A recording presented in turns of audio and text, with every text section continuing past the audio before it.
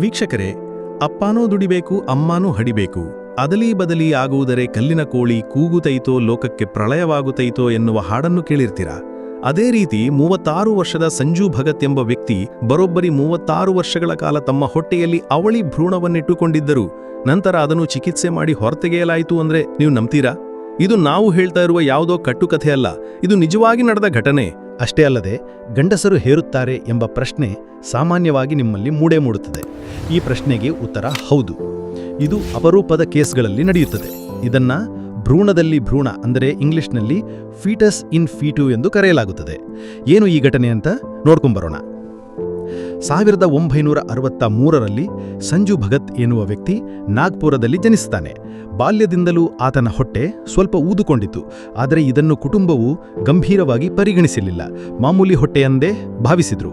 ಆದರೆ ಊರಿನಲ್ಲಿ ಇರುವವರು ಹಾಗೂ ಅಕ್ಕಪಕ್ಕದಲ್ಲಿರುವವರು ಸಂಜು ಅವರನ್ನು ಗರ್ಭಿಣಿ ಪುರುಷ ಎಂದು ಜನರು ಗೇಲಿ ಮಾಡತೊಡಗಿದ್ರು. ಆದರೆ ಆತನಿಗೆ ಗೊತ್ತಿರಲಿಲ್ಲ ಅವನ ಹೊಟ್ಟೆಯಲ್ಲಿ ಅವನ ಚಿಕ್ಕ ಸಹೋದರನೇ ಬೆಳೆಯುತ್ತಿದ್ದಾನೆ ಎಂದು. ಆದರೆ ಅವನು 20ರ ಹರಿಯಕ್ಕೆ ಕಾಲಿಟ್ಟಾಗ ಹೊಟ್ಟೆ ವೇಗವಾಗಿ ಬೆಳೆಯಲು ತೊಡಗಿತು. ಎಷ್ಟರ ಮಟ್ಟಿಗೆ ಅಂದರೆ ಆತನಿಗೆ ಮುಂದೆ ಉಸಿರಾಡಲು ಕೂಡ ಕಷ್ಟವಾಗುವಷ್ಟು ಬೆಳೆಯಿತು. ಸಂಜು ಅವರಿಗೆ ಜಮೀನು ಇದ್ದಿದ್ದರಿಂದ ಆತ ಜಮೀನಿನಲ್ಲಿ ಕೆಲಸ ಮಾಡಿ ಜೀವನ ಸಾಗಿಸುತ್ತಿದ್ದ.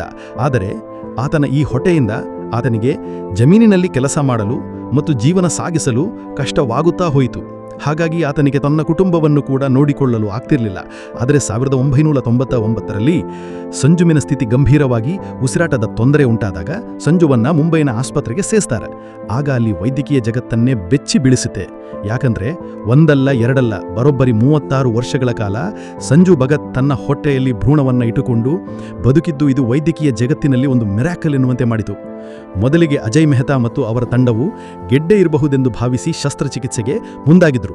ಆದರೆ ಹೊಟ್ಟೆ ಒಳಗಿನ ದೃಶ್ಯ ಅವರನ್ನ ದಿಗ್ಭ್ರಮೆಗೊಳಿಸಿತು. ಸಂಜು ಅವರ ಹೊಟ್ಟೆಯಲ್ಲಿ ಗೆಡ್ಡೆಯ ಬದಲು ಭಾಗಶಃ ಅಭಿವೃದ್ಧಿಯಾದ ಮಾನವ ಭ್ರೂಣವಿತ್ತು. ಡಾಕ್ಟರ್ಗಳು ಆ ಭ್ರೂಣದ ಮೂಳೆಗಳು, ಕೂದಲು, ದವಡೆಗಳು ಸೇರಿದಂತೆ ದೇಹದ ಭಾಗಗಳನ್ನು ತೆಗೆದುಹಾಕಿ ಚಿಕಿತ್ಸೆ ಯಶಸ್ವಿಯಾಗಿ ಸಂಜು ಬದುಕುಳಿಯುತ್ತಾರೆ ಹಾಗೂ ಎಲ್ಲರಂತೆ ಸಾಮಾನ್ಯವಾಗಿ ಬದುಕುತೊಡಗುತ್ತಾರೆ. ಇನ್ನು ಏನಿದು ಫೀಟಸ್ ಇನ್ ಫೀಟೋ ಅಥವಾ ಭ್ರೂಣದಲ್ಲಿ ಭ್ರೂಣ ಎಂದು ನೋಡೋದಾದರೆ, ಇದು ಅಪರೂಪವಾಗಿ ನಡೆಯುವ ಜನ್ಮಜಾತ ಸ್ಥಿತಿಯಾಗಿದ್ದು ಏಕಜೈಗೋಟಿಕ್ ಅಂದರೆ ಅವಳಿ ಗರ್ಭಾವಸ್ಥೆಯಲ್ಲಿ ಒಂದು ಭ್ರೂಣ ಪೂರ್ಣವಾಗಿ ಬೆಳೆಯುವಾಗ ಇನ್ನೊಂದು ಭ್ರೂಣ ಅಭಿವೃದ್ಧಿಯಾಗದೆ ಮತ್ತೊಂದು ಭ್ರೂಣದ ದೇಹದ ಒಳಗೆ ಆವರಿಸಲ್ಪಡುವ ಸ್ಥಿತಿ. ಆ ಭ್ರೂಣವು ಇನ್ನೊಂದು ದೇಹದೊಳಗೆ ಸೇರಿದ ನಂತರ ಆ ದೇಹದ ಒಳಗೆ ರಕ್ತ ಪೂರೈಕೆ ಮಾತ್ರ ಪಡೆಯುತ್ತದೆ, ಆದರೆ ಸ್ವತಂತ್ರ ಅಂಗಗಳನ್ನು ಹೊಂದಿರುವುದಿಲ್ಲ. ಇದನ್ನು ಶಸ್ತ್ರಚಿಕಿತ್ಸೆಯ ಮೂಲಕವೇ ಹೊರತೆಗೆಯಬೇಕಾಗುತ್ತದೆ.